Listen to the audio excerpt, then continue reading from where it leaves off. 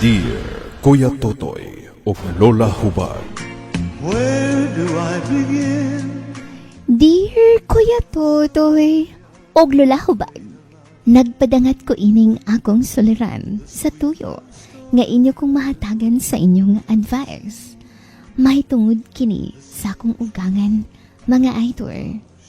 Kabalo ko nga dili na ni bago sa inyohang pandungog.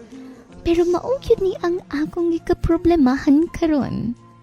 Palihog, itago na lang ko sa pangalang Gwen. Si mama ka na naglingkod sa may sala. Muduol ko. Mayong gabi, ma. Paamin ako. Ma? Naunsa mo ni si mama? Nabungol na ka ni siya. Marakit wala siya nagkadungog na ako. Ay, naunsa naman niya akong ugangan, oy.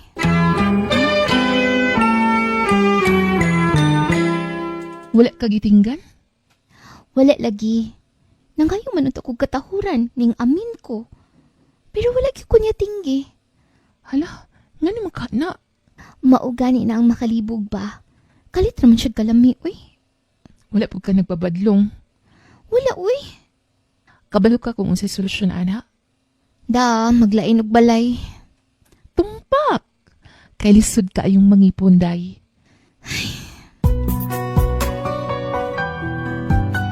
Kuya Tutoy, og Lola Hubag. Kay nangipon mi sa kong ugangan, hinungdan, nga kailangan yun nga ako ang mag-adjust sa ilaha. Kay ilaha man lagi tong balay, og nakipuyo ra ko. Kumbaga, saling pusa. Pero, nagbinutaan man ko mga idol, og wala ko nagdinalo sa kong mga ugangan. Apan, grabe na siya maka-lockdown sa ako sa una mga idol. Lain kay ni siya taras na ko. Maong karon, katingalahan, nga dili na siya motingog.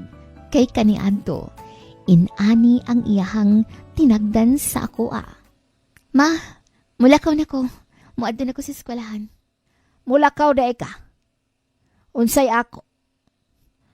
Ma, nananghidgog ko nimo. Kalain sad ko mulakaw lang ko, diba nga? Daw sawa lang. Ay sus, wa ko'y pakiog mulakaw kang di mananghid. Kay di taka anak. Ma, Iskwela ko no.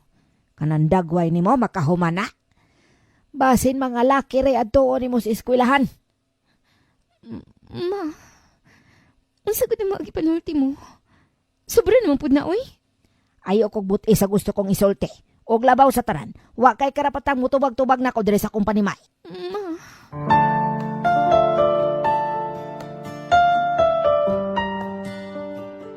Kuya Totoy, og Lola Hubad. Inana ang akong kinabuhi sa una sa Johnson. Niabot ra cute sa punto nga nakatubag ko sa kong ugangan. Kay kamo po daw padunggan og mga sakit nga pulong nga wala ninyo buhata. Unsa pod ang inyong pagabation? Wala man unta ko nagdinalo sa kong mga ugangan mga idol. Maong makalipog yun. Kung ganong di naman sila maningog nako. Dili lang ang akong ugangan. Sila na tsuti buok pamilya. Ay ako ingnang kamubalibad ka na pod. Magkapira man ta. Kabalo ba ka? Nga bisan wala na ko sa Jansan, ang akong ugangan gamonitor gihapon sa akong mga lihok diri. Pasagdi nga monitoron ka. Unsa man say dautan anang gibuhat ni mo? Unsa man day gusto nila magkulong ka sa bay? Paminaw man gani nako. Nga bisan asa ko moadto, na ay matangga sunod-sunod nako. Ginabantayan gyud nila ako mga lihok. Naunsa naman na uy?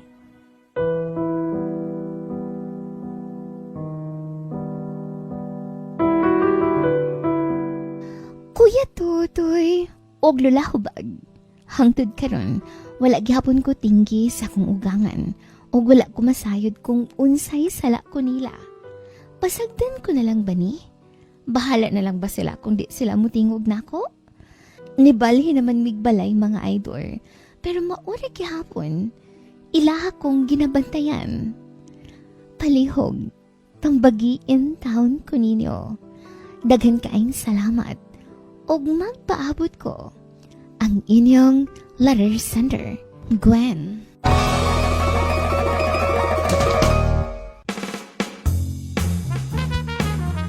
Maing hapon sa to ang letter sender nga wa na tinggi sa ihang mga ugangan.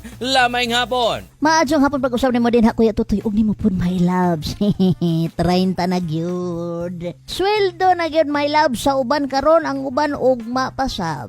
Nahala, aritang Gwen. Wa mi kabalo ni Lola kung unsang klasing bikil ang nahitabo nganong wa nakatinggi sa imong mga ugangan. Posible nga nakasala ka, posible nga nabikil sila sa imuha, posible nga naay naghatod-hatod og istorya, posible nga wa na sila kauyon sa imuha. Wa gami kabalo ni Lola. Mao man sabday kay medyo nakulangan pud mi sa imuhang story. It's because wa mi masayod kung asa day imuhang bana day. So sa ako while gahimo ka ng script, wa diha imong bana to as abroad. Unya sangan nga wa ka nagdinalo, siguro ang ginamini mo ang padala sa imong bana. Gapangasyom na lang in town ko kay wa man na-appeal imong bana sa imong story. Pero regarding sa pagbinungulay ninyo karon sa imuhang ugangan, kung wa ka masayod, labaw na gyud mi ni Kuya Tutoy unsa kay rason ana nganong nainana man. Pero kung limpyo imong konsensya day, wa man kay gibuhat nila nga dautan. Ay ragkahadlok basin nasilo ra na sila or basin kwarta o unsa ba ka ilahang rason, padayon ra gud gihapon sa imuhang pagkamaayong umagad bisan pa man kung gasinalbahay sila nimo. Puro posibilidad ang among ihatag sa imuha karon. Pero sangan bitaw nga na ikaw nagtinarong, wa ka nagbinuang, naningkamot ka, girespeto nimo sila, padayon na lang na. Kay singuna ng paagi, makonsensya ra na sila kung unsa manggaling ang problema nganong di sila manulti sa imuha. Why not?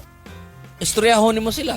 Kay di man ikaw sad-an, paminaw nimo, i-open nimo sila ha. Kung di pa kaya gyapon sila maningog, problema na nila. Kung di pa sila mo reveal sa tinuod nga problema na nila, dili na problema nimo because you are doing what is right. Di ba la? Ay mauman oy, mubalik gud ta dito sa atong panultihon nga kung di gusto ay pugsa. Lisod kay nang ipamugos na to tong kaugalingon nga dili man ta nila gusto. So distansya ang pinakadabis nga buhaton ana. Daghang salamat Inday Gwen, padayuna na imuhang pagtuon kinahanglan mo lampos gyud ka kay gidown baya kanila.